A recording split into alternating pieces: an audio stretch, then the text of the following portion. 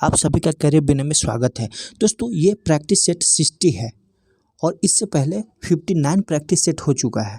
अगर आप नहीं देखे हैं तो इसका प्लेलिस्ट बना हुआ है, आप जाकर देख सकते हैं। दोस्तों अगर इसका पीडीएफ चाहिए तो मेरे टेलीग्राम से जुड़ सकते हैं और वहाँ पे कंप्लीट सॉल्यूशन भी दिया जाता है। दोस्तों इस बुक का ये न्यू बुक है, 3 दिन पहले लॉन्च हुआ है, तो इसका सेकेंड प्रैक्टिस सेट है। तो चलिए दोस्त अब हम क्वेश्चन की तरफ चलते हैं। फर्स्ट क्वेश्चन है, भारतीय रिजर्व बैंक का पर्यवेक्षण तंत्र बैंकिंग क्षेत्र में सुरक्षा प्रदान करना 5वीं पंक्ति है, तो 4 अन्य पंक्ति कौन है। तो दोस्तों इसमें क्वेश्चन कह रहा है कि ये 5 पंक्ति है जिसमें 5वां पंक्ति सुरक्षा प्रदान करना है और 4 अन्य पंक्ति कौन है। तो दोस्तों प्रबंधन, जोखिम प्रबंधन और अनुपालन, आंतरिक जांच और बाह्य जांच, 4 अन्य पंक्ति ये है। दोस्तों भारतीय रिजर्व बैंक की स्थापना कब होता है। तो भारतीय रिजर्व बैंक अधिनियम 1934 के तहत 1 अप्रैल 1935 को होता है। कब होता है? 1 अप्रैल 1935 को। दोस्तों ये कलकत्ता में स्थापित होता है, लेकिन 1937 में, कब? 1937 में ये बम्बई ट्रांसफ़र हो जाता है। दोस्तों इसका राष्ट्रीयकरण कब होता है? तो 1 जनवरी 1949 को इसका राष्ट्रीयकरण होता है। तो राष्ट्रीयकरण याद रखना है। दोस्तों सबसे पहले इसका गवर्नर कौन बनता है? तो सर ऑसबॉर्न बनता है। कौन? Sir Osborne. सर ऑसबॉर्न जो है ये गवर्नर बनता है। दोस्तों जब ये राष्ट्रीयकरण होता है तो उस समय गवर्नर कौन था? तो ये उस समय गवर्नर था चिंतामणि द्वारकनाथ देशमुख था। कौन था? देशमुख था। जब 1 जनवरी 1949 को इसका राष्ट्रीयकरण होता है।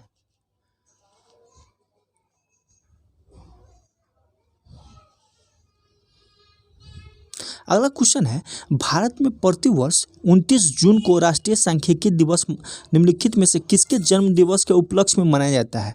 तो दोस्तों ये पीसी महालनोबिस है और हम लोग जानते हैं कि जो द्वितीय पंचवर्षीय योजना था पीसी महालनोबिस के मॉडल पे ही आधारित था। इनके ऐसा क्यों मनाया जाता है? क्योंकि पीसी महालनोबिस जो है इंडियन स्टैटिस्टिकल ऑर्गेनाइजेशन का गठन किया था। किसका? राष्ट्रीय सांख्यिकी का ये स्थापना किया था। ये पीसी महालनोबिस, इसीलिए इनके जन्मदिन पर जो है प्रतिवर्ष 29 जून को राष्ट्रीय सांख्यिकी दिवस मनाया जाता है पीसी महालनोबिस के जन्म स्थान पे। अगला है, प्रधानमंत्री नरेंद्र मोदी द्वारा किस दिनांक को राष्ट्रीय अंतरिक्ष दिवस के रूप में मनाए जाने की घोषणा की है। दोस्तों ये हाल ही फिलहाल का क्वेश्चन है। दोस्तों हमारे प्रधानमंत्री मोदी जी ने भारतीय अंतरिक्ष अनुसंधान संगठन के मुख्यालय जो बंगलौर में है 26 अगस्त 2023 को इसरो के वैज्ञानिकों को संबोधित किए थे और उसी दिन जो है 23 अगस्त यानी जिस दिन चंद्रमा 3 का लैंडर विक्रम चंद्रमा के दक्षिणी ध्रुव पर सफलतापूर्वक उतरा था को राष्ट्रीय अंतरिक्ष दिवस के रूप में मनाए जाने की घोषणा की थी। तो 23 अगस्त को जो है ये हुआ। दोस्तों एक क्वेश्चन है कि चंद्रयान 3 जो है दक्षिणी ध्रुव पर सफलतापूर्वक लैंडिंग करने वाला वर्ल्ड में प्रथम देश भारत हो गया है। कौन? भारत प्रथम देश दक्षिणी ध्रुव में। अगर कहेगा कि चंद्रमा पर लैंडिंग करने वाला तो ये चौथा देश है। अगला है, भारत के चंद्रयान मिशनों के संदर्भ में निम्नलिखित युग्मों पर विचार करना है। दोस्तों ये तीनों सही है क्योंकि चंद्रयान फर्स्ट जो है कब प्रक्षेपित किया गया था। तो ये 14 नवंबर 2008 को। कब? 2008 को। और जिस स्थल पर उतरा था उसे भारत सरकार द्वारा जवाहर स्थल या जवाहर पॉइंट कहा गया। तो सेकंड सही, फर्स्ट सही है। दूसरा जो है 26 अगस्त 2023 को चंद्रयान 2 के टकराने के बिंदु को तिरंगा पॉइंट नाम दिया गया। और तीसरा जो है ये जो विक्रम लैंडर के सफलतापूर्वक उतरने के बिंदु को जो है शिव शक्ति पॉइंट नाम दिया गया। तो तीनों सही है, तो तीनों सही हो जाएगा। अगला है, वर्ल्ड ट्रेड स्टैटिस्टिकल रिव्यू 2023 के अनुसार वस्तुओं के वैश्विक निर्यात में भारत की रैंक कौन सी है। तो भारत की रैंक जो है 18वीं है। कौन है? 18वीं। अगला क्वेश्चन है, झारखंड राज्य सौर नीति के तहत कितने गांवों को सोलराइज करने का लक्ष्य रखा गया है? तो कितने गांवों का? तो 1000 गांवों को जो है सोलराइज करने का लक्ष्य रखा गया है।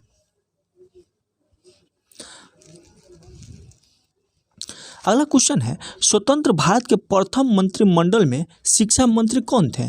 तो शिक्षा मंत्री मौलाना अब्दुल कलाम आज़ाद थे।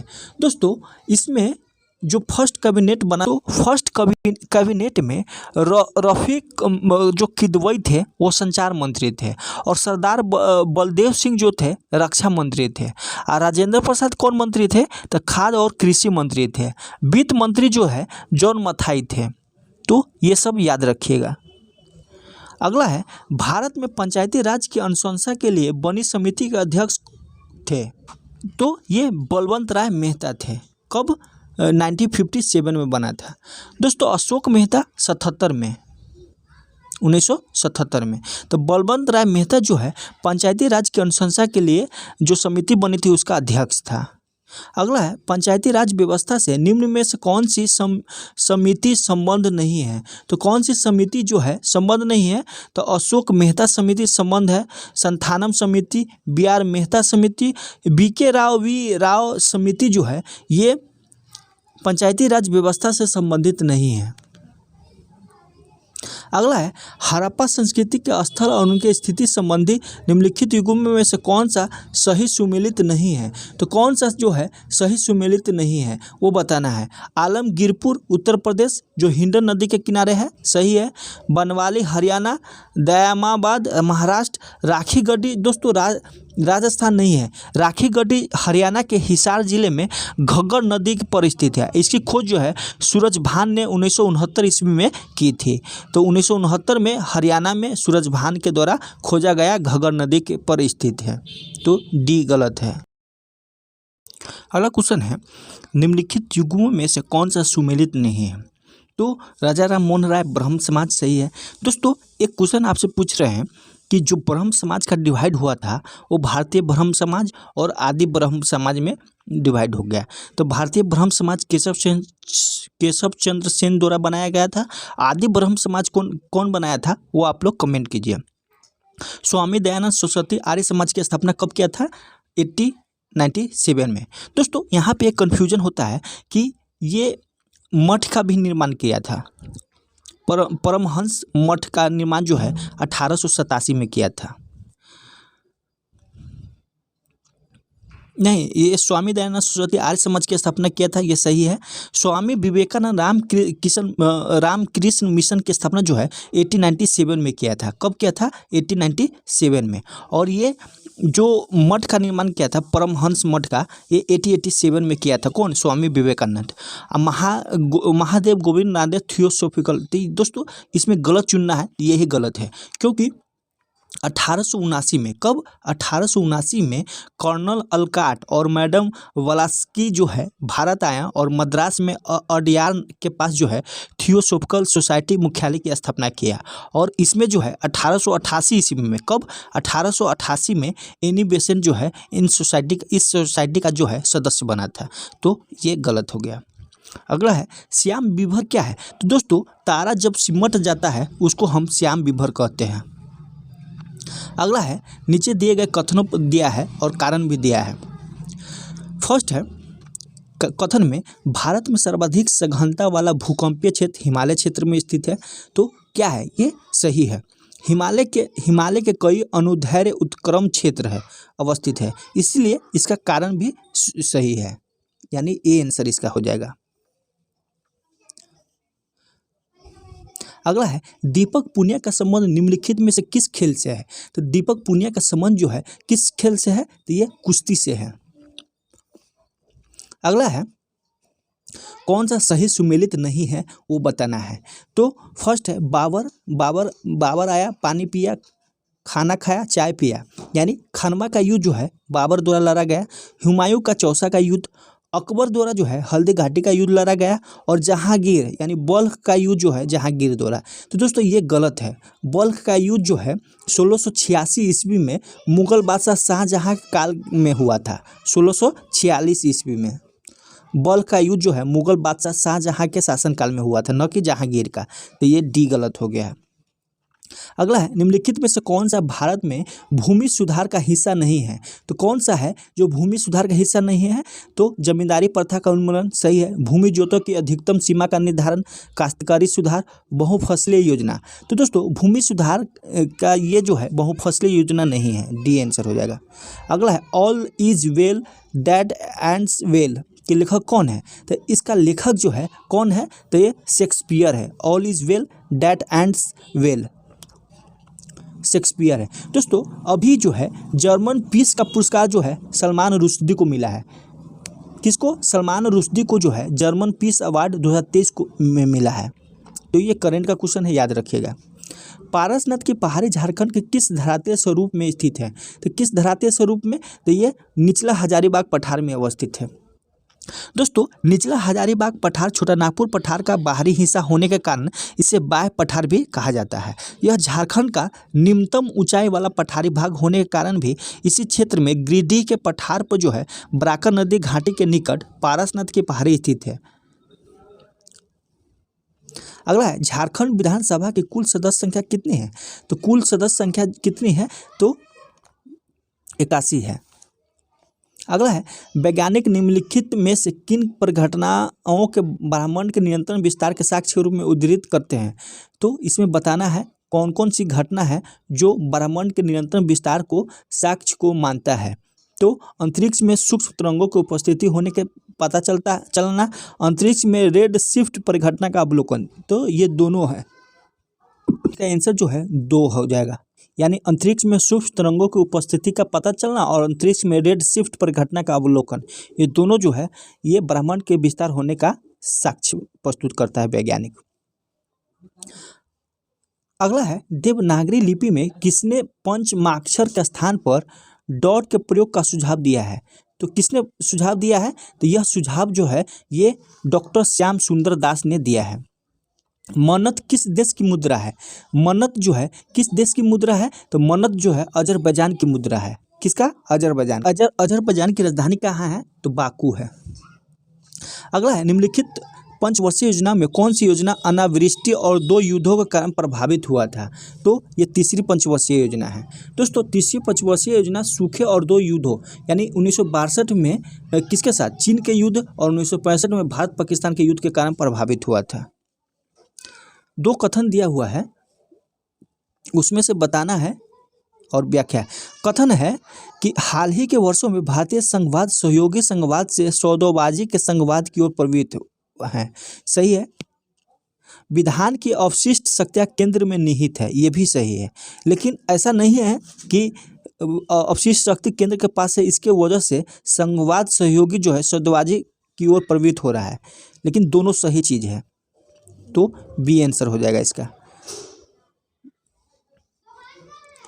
अगला क्वेश्चन है, भारतीय राष्ट्रीय कांग्रेस ने किस प्रस्ताव को अस्वीकार कर दिया क्योंकि कांग्रेस अंग्रेजों द्वारा प्रस्तावित अधिराज्य की स्थिति से संतुष्ट नहीं थे? सही है। मुस्लिम लीग ने क्रिप्स प्रस्ताव को स्वीकार लिया क्योंकि प्रस्ताव द्वारा पाकिस्तान की मांग को दोस्तों ये फर्स्ट सही है, सेकेंड गलत है, क्योंकि मुस्लिम लीग भी जो है ये प्रस्ताव को स्वीकार नहीं किया था। तो सी आंसर हो जाएगा। अगला है, क्वेश्चन है, निम्नलिखित युग्मों पर विचार करना है और 1-2 दिया है, इसमें से कौन सा सही है वो बताना है।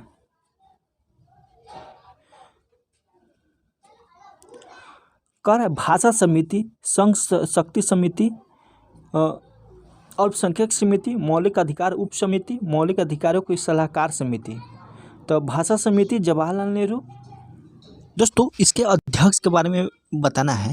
जैसे भाषा समिति का अध्यक्ष कौन था? तो दोस्तों भाषा समिति का अध्यक्ष जो है कौन था? मतोरू सत्यनारायण था। कौन था? मतोरू सत्यनारायण। आप लोग ध्यान से सुनिएगा तो जरूर याद हो जाएगा। यहाँ पे हम सारा डिटेल्स बात करेंगे। भाषा समिति के अध्यक्ष कौन था? मतोरू सत्यनारायण। संघ शक्ति समिति का अध्यक्ष कौन था? तो दोस्तों संघ शक्ति समिति का अध्यक्ष जो है पंडित जवाहरलाल नेहरू था। कौन था? पंडित जवाहरलाल नेहरू। संघीय संविधान समिति भी जो है पंडित जवाहरलाल नेहरू अध्यक्ष थे। दोस्तों प्रांतीय संविधान समिति सरदार पटेल थे, यानी संघ की बात हो तो जवाहरलाल नेहरू और प्रांत की बात हो तो सरदार पटेल थे। दोस्तों प्रारूप समिति के अध्यक्ष डॉक्टर BR अम्बेडकर थे। मौलिक अधिकारों, अल्पसंख्यकों और जनजातियों बहिष्कृत क्षेत्रों के लिए सलाहकार समिति जो है सरदार पटेल थे। और इस समिति के अंतर्गत जो है 5 उप समिति थी। किसके? सलाहकार समिति के अध्यक्ष कौन थे? तो सरदार पटेल थे। और इसके अंतर्गत जो है 5 उप समिति था। तो 5 उप समिति कौन कौन है? तो मौलिक अधिकार उप समिति, तो मौलिक अधिकार उप समिति जो थे उसका अध्यक्ष JB कृपलानी थे। मौलिक अधिकार के उप समिति के JB कृपलानी कौन थे? JB कृपलानी। और अल्पसंख्यक उप समिति के SC मुखर्जी थे। अल्पसंख्यक उप समिति के अध्यक्ष कौन थे? SC मुखर्जी। तो मौलिक अधिकार JB कृपलानी, अल्पसंख्यक जो थे अल्पसंख्यक उप समिति के SC मुखर्जी। दोस्तों उत्तर पूर्व सीमांत जनजातीय क्षेत्र असम को छोड़कर तथा आंशिक रूप से छोड़े गए क्षेत्र के उप समिति गोपीनाथ बरदोई थे। और छोड़े गए और आंशिक रूप से छोड़े गए क्षेत्रों के लिए उप समिति जो है AB ठक्कर थे। और उत्तर पश्चिम फ्रंटियर जनजातीय क्षेत्र उप समिति कौन था? तो ये थे। दोस्तों प्रक्रिया नियम समिति का अध्यक्ष कौन था? तो डॉक्टर राजेंद्र प्रसाद था। और संचालन समिति भी डॉक्टर राजेंद्र प्रसाद था। तो ये था। तो केवल 3 इसमें मिलता है। SC मुखर्जी जो है, SC मुखर्जी अल्पसंख्यक उप समिति के अध्यक्ष थे। C क्या? 3, यानी अल्पसंख्यक समिति के अध्यक्ष कौन थे? SC मुखर्जी। और भाषा समिति का ये मातु सत्यनारायण थे। और संघ शक्ति का जवाहरलाल नेहरू थे।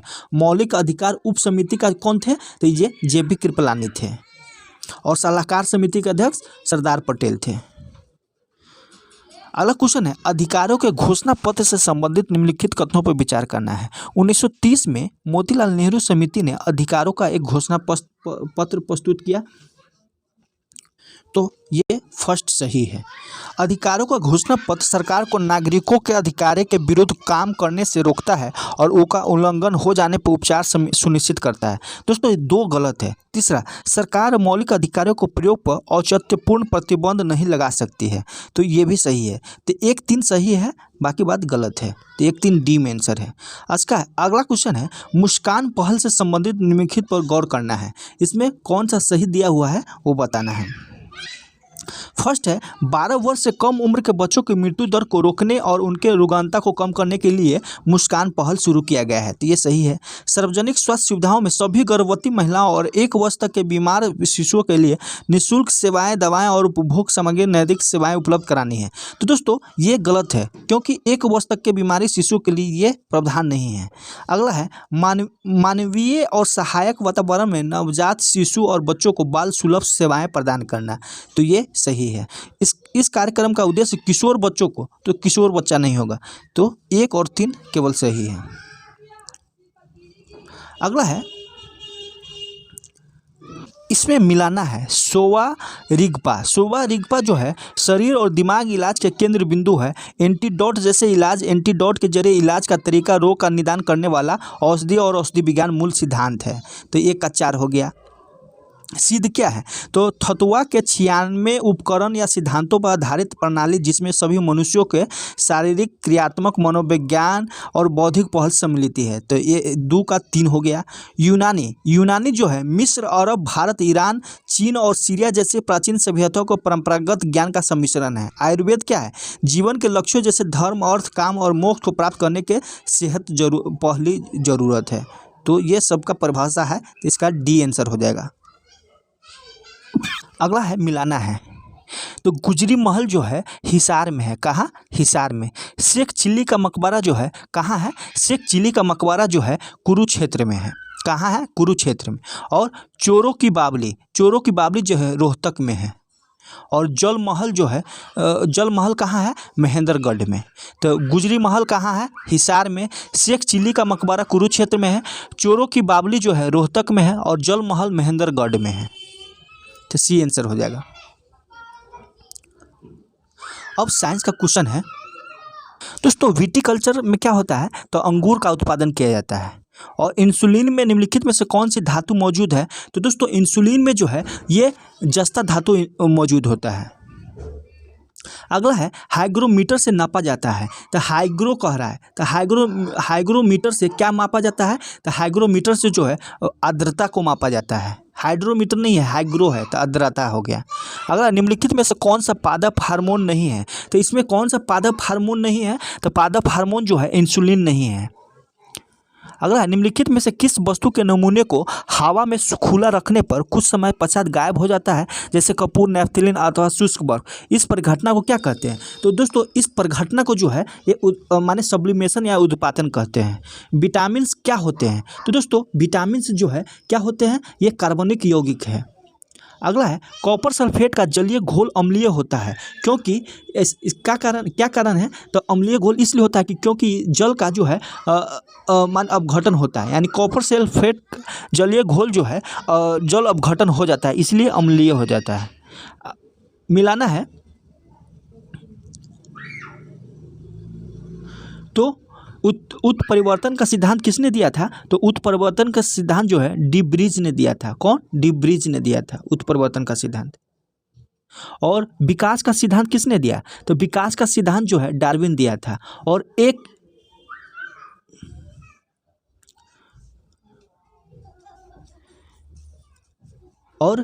एक जीन, एक एंजाइम की परिकल्पना जो है बीडल और टैटल ने किया था। कौन? बीडल और टैटल ने। तो उत्परिवर्तन का सिद्धांत किसने दिया था? तो डी ब्रीज ने दिया था। विकास का सिद्धांत डार्विन दिया था। एक जीन और एक एंजाइम की परिकल्पना जो है बीडल और टैटल ने किया था।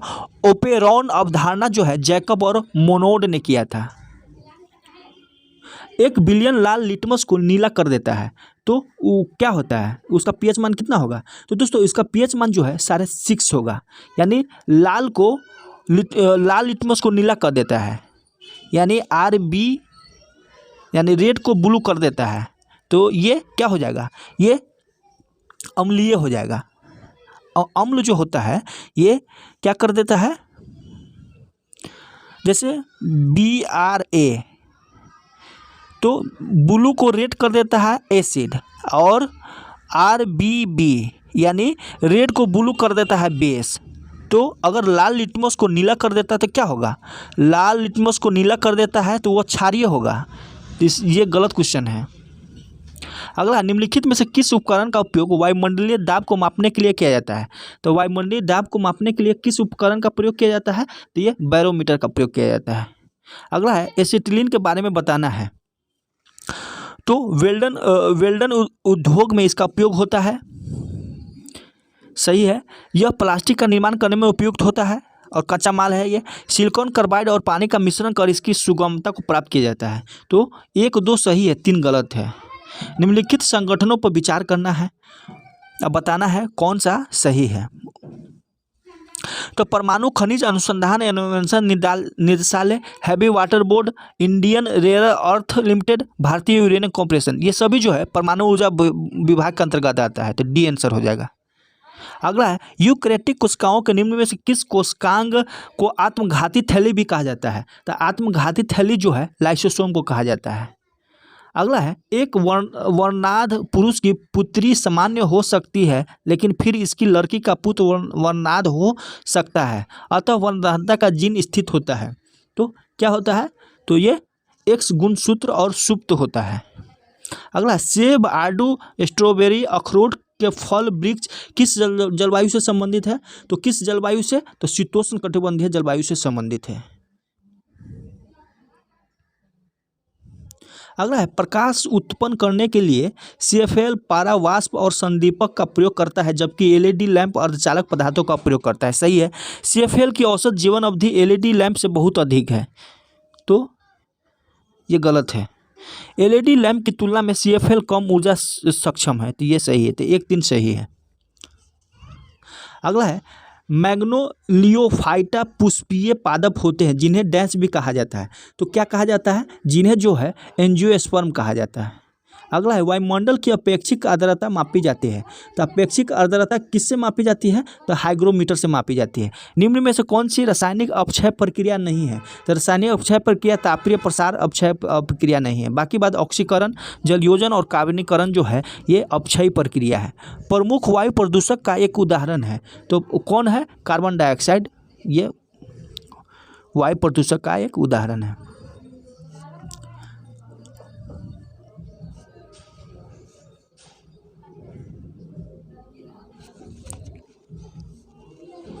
तो अब दोस्तों मैथ है, मैथ आप लोग मैथ रीजनिंग कीजिएगा। हम इसका सॉल्यूशन जो है टेलीग्राम पे डाल देंगे।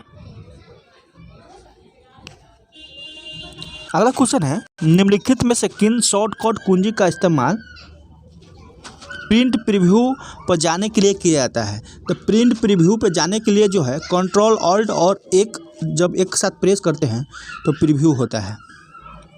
आस्की का पूर्ण रूप क्या है? तो दोस्तों American standard code for information interchange है। क्या है? American standard code for information interchange है। अगला है OLED में डी का दर्शाता है। तो डी क्या दर्शाता है? तो दोस्तों डी जो है ये डायोड दर्शाता है, डायोड। कंप्यूटर की निम्नलिखित पीढ़ियों में से किसमें ट्रांजिस्टर की तकनीक का उपयोग सबसे पहली बार किया गया है? तो ट्रांजिस्टर का प्रयोग सबसे पहली बार जो है दूसरा पीढ़ी में किया गया है। अगला है, तारों का एक सेट है जो समानांतर में बिट्स के एक समूह को वहन करता है और एक संबंध नियंत्रण योजना है। यह एक कंप्यूटर सिस्टम के दो या दो से अधिक उपकरणों के बीच संचार पथ प्रदान करता है। उसको क्या कहते हैं? तो दोस्तों उसको जो है बस कहते हैं। अगला है, निम्नलिखित में से किस प्रकार के हैकर, जिन्हें क्रैकर्स के नाम से भी जाना जाता है, किसी सिस्टम तक अनधिकृत पहुंच प्राप्त करने और उसके संचालन को नुकसान पहुंचाने या संवेदनशील जानकारी चुराने के लिए हैक करता है? उसको क्या कहते हैं? तो दोस्तों उसको जो है ये ब्लैक हैट कहते हैं, ब्लैक हैट।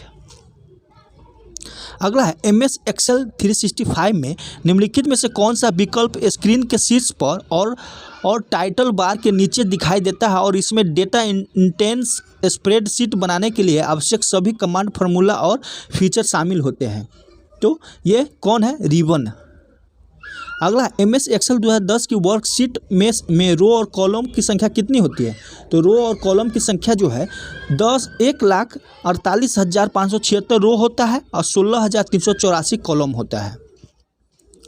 अगला है, निम्नलिखित में से कौन सी सबसे तेज सेमीकंडक्टर मेमोरी है जिससे CPU की गति बढ़ाई जा सकती है? तो कौन सी है? तो ये कैश मेमोरी है। अगला है, चार का बिट्स के समूह को कहा जाता है। तो चार के बिट के समूह को क्या कहा जाता है? तो निबल कहा जाता है। WinZip और WinRAR किस प्रकार की यूटिलिटी सॉफ्टवेयर है? तो ये जो है फाइल कंप्रेशन टूल्स है। क्या है? फाइल कंप्रेशन टूल्स है। अगला है, MS Excel 365 में चार्ट के संदर्भ में निम्नलिखित से कौन सा कथन असत्य है? तो असत्य को बताना है। बार चार्ट अलग अलग आइटमों के बीच तुलना को दर्शाता है, सही है। लाइन चार्ट समय के साथ सतत डेटा दिखाता है। वर्कशीट पर स्तंभों और पंक्तियों में व्यवस्थित डेटा को कॉलम चार्ट में प्लॉट किया जा सकता है। तो तीनों सही है, डी गलत है। पाई चार्ट बहुत डेटा श्रृंखला वाले आइटम का आकार दर्शाते हैं, ये गलत है। अगला है, निम्नलिखित में से कौन सा मैग्नेटिक टैप का प्रमुख दोष है? तो मैग्नेटिक टैप का प्रमुख दोष जो है क्या है? सीक्वेंशियल फॉर्मेट है। अगला है, ADA बेसिक और C या C++ नामक कंप्यूटर की भाषाएं निम्नलिखित में से किस श्रेणी से संबंधित है? तो किस श्रेणी से संबंधित है? तो ये प्रोसीजरल लैंग्वेज से संबंधित है। अगला क्वेश्चन है, MS Word 2010 में निम्नलिखित में से कौन सा अलाइनमेंट विकल्प आपके टेक्स्ट को मार्जिन के बीच समान रूप से वितरित करेगा? तो ये जस्टिफाई। अगला है, एक या तो मालवेयर या हार्डवेयर हो सकता है। इस मालवेयर का मुख्य मकसद यूजर द्वारा कीबोर्ड पर प्रेस की गई कीज को रिकॉर्ड करना है। तो ये कीलॉगर कहलाता है। क्या कहलाता है? कीलॉगर एक रीडिंग इकाई है जो मुद्रित पाठ्य को करैक्टर दर करैक्टर स्कैन करके पढ़ता है। उसको क्या कहते हैं? तो उसको जो है OCR यानी ऑप्टिकल करैक्टर रीडर कहते हैं। अगला क्वेश्चन है, जीमेल में जब आप कोई मेल प्राप्त करते हैं और उसी मेल के जवाब में और केवल मूल प्रेषक को मेल भेजना चाहते हैं तो आप किसका उपयोग करते हैं? तो रिप्लाई का उपयोग करते हैं। अगला, निम्नलिखित में से कौन सा रजिस्टर निर्देश चक्र में प्राप्त अंतिम निर्देश को रखता है? तो कौन सा रखता है? तो ये इंस्ट्रक्शन रजिस्टर रखता है। अगला है, MS Excel 2010 के मैथ फंक्शन के विषय में निम्नलिखित कथनों पर विचार करना है। यह सेल की एक रेंज में किसी निर्दिष्ट आइटम को खोजता है और फिर रेंज में उस आइटम की सापेक्ष स्थिति को प्रदान करता है, सही है। मैथ फंक्शन का जो वाक्य विन्यास यानी लुकअप वैल्यू, लुकअप अरे, ये जो है फंक्शन में सभी आर्गुमेंट की आवश्यकता होती है। तो पी और क्यू सही है, आर गलत है। फंक्शन में सभी आर्गुमेंट की आवश्यकता नहीं होती है। फंक्शन का वाक्य विन्यास है ये मैच का।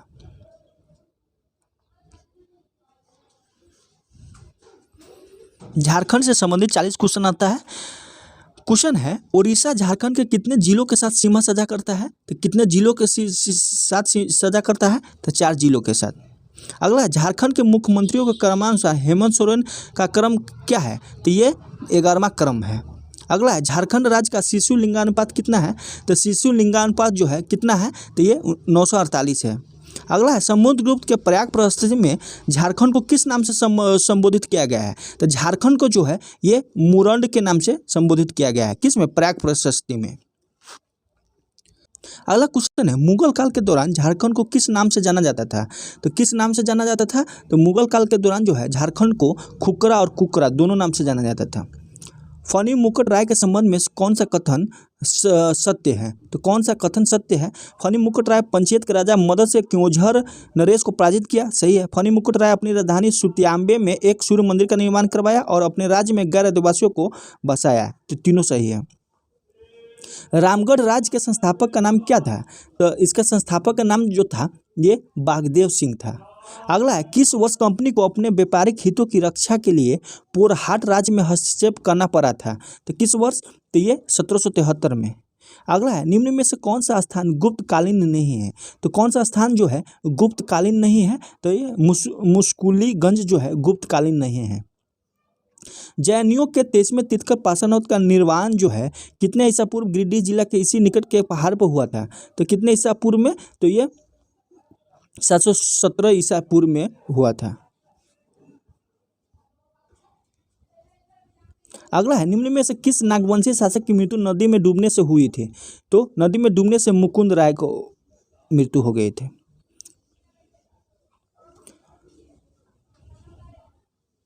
अगला है, सही कथन कौन है बताना है। फर्स्ट है, शारीरिक क्षमता और विनीत स्वभाव को देखकर अकबर ने मधुकरण शाह को स्वतंत्र कर वापस खुकरा में भेज दिया था, सही है। मधुकरण शाह ने उड़ीसा के शासक कुतुल खां व उसके बेटे निसार खां के विरुद्ध मुगल मनसबदार मानसिंह 1590-92 ईस्वी में साथ दिया था, सही है। 16वीं सदी के अंत तक खुकरा का स्वतंत्र अब मुगल के हाथों में चला गया, ये भी सही है, तीनों सही है। अगला है, साप्ताहिक आदिवासी पत्रिका के 3 अंक नागपुरी भाषा में प्रकाशन होने के बाद इसका प्रकाशन किस भाषा में शुरू हुआ? तो किस भाषा में शुरू हुआ? तो ये हिंदी सहित सभी जनजाति भाषाओं में और हिंदी सहित सभी क्षेत्रीय भाषाओं दोनों हो जाएगा। अगला, निम्नलिखित में से कौन सी खड़िया भाषा और साहित्य पर गगन चंद्र बनर्जी की पुस्तक है? तो गगन चंद्र बनर्जी की पुस्तक कौन है? An introduction to Kharia language है। इंट्रोडक्शन टू खड़िया लैंग्वेज है। चतरा की लड़ाई में पकड़े गए विद्रोही सैनिक जय मंगल पांडे और नादिर अली को किस पेड़ के लटका कर फांसी दिया गया था? तो किस पेड़ पे? तो ये आम के पेड़ पे। अगला क्वेश्चन है, निम्न में से कौन सा अंग्रेज अधिकारी ने ठाकुर विश्वनाथ शाही और पांडे गणपत राय को पकड़ने की महत्वपूर्ण भूमिका निभाई थी? तो रांची के जो कमिश्नर डाल्टन था वो रांची के डिप्टी कमिश्नर कैप्टन ऑक्स और कैप्टन नेशन ये सभी मिलकर पकड़ने की महत्वपूर्ण भूमिका निभाई थी। अगला है, झारखंड इलाके में वहाबी आंदोलन के प्रसार का दायित्व किसे सौंपा गया था? तो किसे सौंपा गया था? तो ये शाह मोहम्मद हुसैन को। अगला है, वर्ष 2000 में झारखंड राज्य गठन के लिए दक्षिण बिहार के कितने जिले लिए गए थे? तो कितने जिले लिए गए थे? तो ये 18 जिले। अगला है, पलामू में 1857 का विद्रोह 26 सितंबर 1857 को प्रारंभ हुआ। इस विद्रोह में किस समुदाय ने बढ़ चढ़ कर हिस्सा लिया? तो बढ़ चढ़ के हिस्सा किस समुदाय ने लिया था? तो भोक्ता समुदाय ने। अगला है, ढाका मेनन सिंह और कोलकाता के क्रांतिकारी किस स्थान पर छुपकर गुप्त प्रचार करते थे? तो किस स्थान पे? तो ये जमशेदपुर में। अगला है, गौतम बुद्ध अभ्यारण्य झारखंड के किस जिले में स्थित है? तो किस जिले में स्थित है? कोडरमा जिले में। झारखंड की उत्तरी कोयल नदी कहाँ से शुरू होती है? तो झारखंड के उत्तरी कोयल नदी जो है रांची के पठार के मध्य से शुरू होती है। इनमें से कौन सी नदी छोटा नागपुर पठार से होते हुए नहीं बहती है? तो कौन सी नदी है जो छोटा नागपुर पठार से नहीं बहती है? तो सभी नदी बहती है, स्वर्णरेखा, उत्तरी कोयल और बराकर नदी, इनमें से कोई नहीं होगा। झारखंड का कौन सा जिला पश्चिम बंगाल और उड़ीसा से अपनी सीमाओं का हिस्से शेयर करते हैं? तो कौन सा जिला है जो दोनों स्टेट से शेयर करता है? तो पूर्वी सिंहभूम। तिलैया बांध झारखंड के कोडरमा और हजारीबाग जिले के निकट स्थित पहला बांध है और जल विद्युत केंद्र है। यह जिले किसके लिए प्रसिद्ध है? तो किसके लिए प्रसिद्ध है? तो यह अब्रक भंडार के लिए प्रसिद्ध है। असुर साइट्स झारखंड में पाए जाने वाले राष्ट्रीय महत्व के स्मारक स्थलों में से कौन सा इलाके में स्थित नहीं है? तो कौन सा इलाके में स्थित नहीं है? तो ईचागढ़ में स्थित नहीं है। बाकी बात खूंटी, सरायकेला और कुंजला सभी जगह स्थित है। निम्न में से किस खनिज संसाधन के उत्पादन में झारखंड क्षेत्र भारत में प्रथम स्थान नहीं है? यानी प्रथम स्थान इसमें से नहीं है। तो कायनाट, बाकी बात कोयला, यूरेनियम, अब्रक में प्रथम स्थान है। निम्नलिखित में से किस जिले में तांबा अयस्क का समृद्ध भंडार है? तो तांबा अयस्क का समृद्ध भंडार जो है कहाँ है? पूर्वी सिंहभूम में है। अगला है, भारत का सबसे बड़ा विस्फोटक कारखाना है। तो भारत का सबसे बड़ा विस्फोटक कारखाना गोमिया में स्थित है। भारत में सबसे बड़ा उर्वरक कारखाना कहाँ स्थित है? तो भारत में सबसे बड़ा उर्वरक कारखाना सिंदरी में स्थित है। अगला है, पे एंड प्ले योजना के तहत कितने खेलों को प्रशिक्षण प्रदान किया जाएगा? तो 9 खेलों को। अगला है, सरस्वती योजना के संबंध में कौन सा कथन सत्य है?